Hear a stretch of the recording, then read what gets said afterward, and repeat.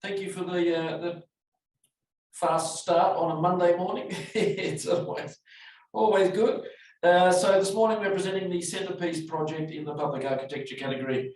And Centrepiece is a project at Melbourne Park in the sports precinct, and it is a major new contribution, we believe, to the sports precinct, because it's actually not about sport. So if we go to the next slide, it's not going to work.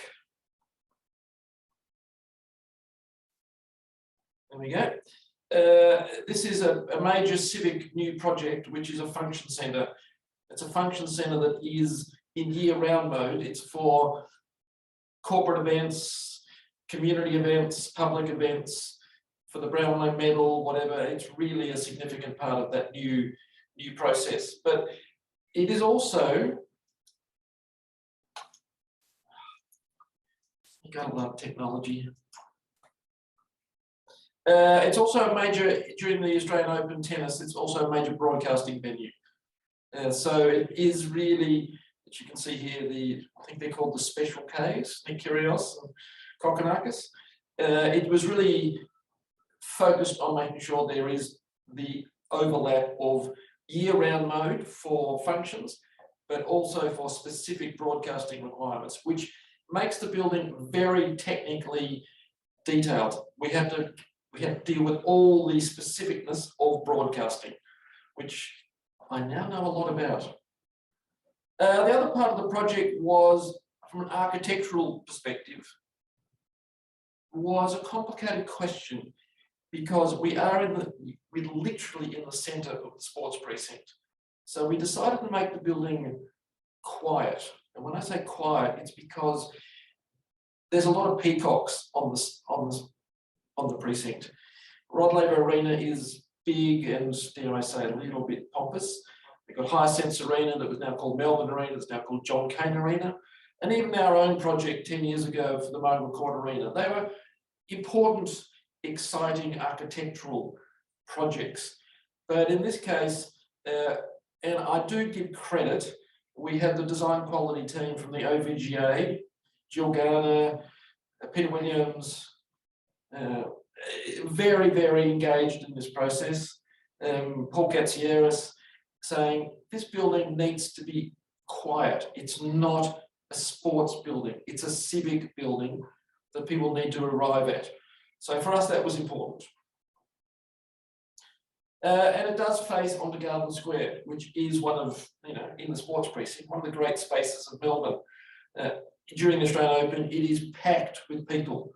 So we thought this is a project that actually needs to be civic. It's not an arena, it's not a sports building. It is a building that people should think of as being, dare I say the word, a public building. So for us, that was really significant. It needs to be something that is civic, quiet, and part of the landscape. It also meant we were conscious of making sure that there were these deep spaces that, during the hot summer of the Australian Open, you need to have shade, and during the slightly less good weather in Melbourne, you need to have protection from the rain. So the building has a number of spaces that are actually deep cuts into it, so you can actually feel included, safe, and in that space. So for us, that was about being generous to the public. You can actually get out on terraces and feel protected from either the very hot weather or the very cold weather.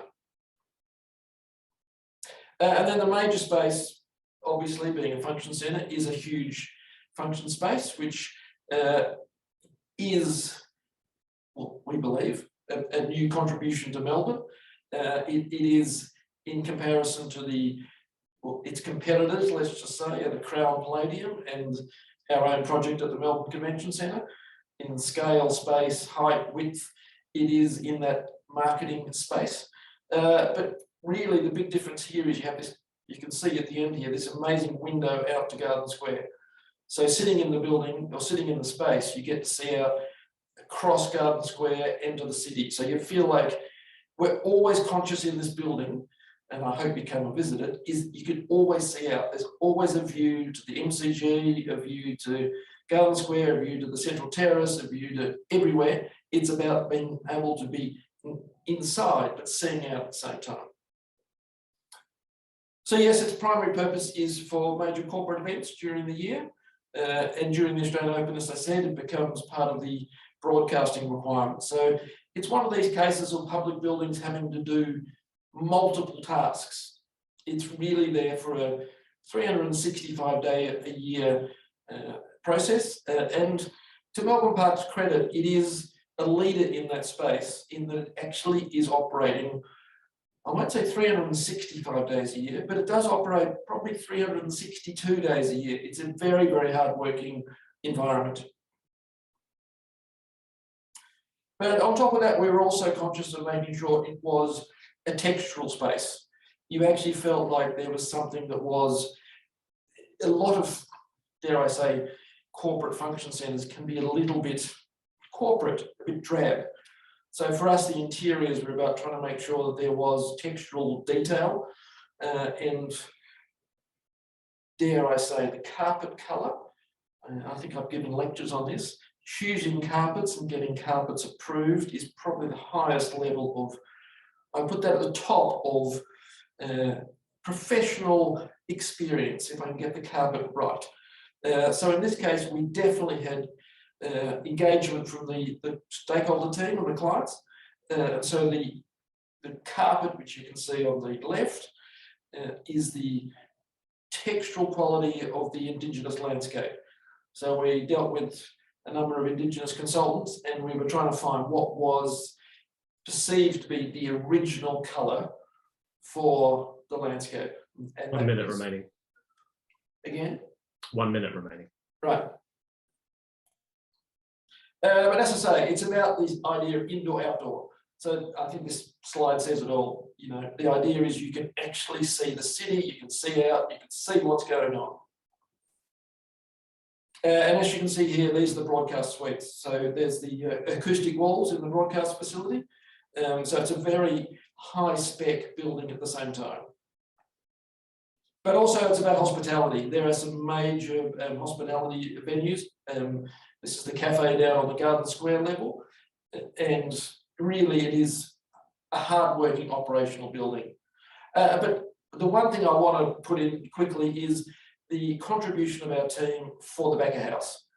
There's about 17,000 square metres of uncroft back of house that no one ever sees, but really for architects, services engineers, and a number of our team, this was a huge contribution, and it makes the precinct work.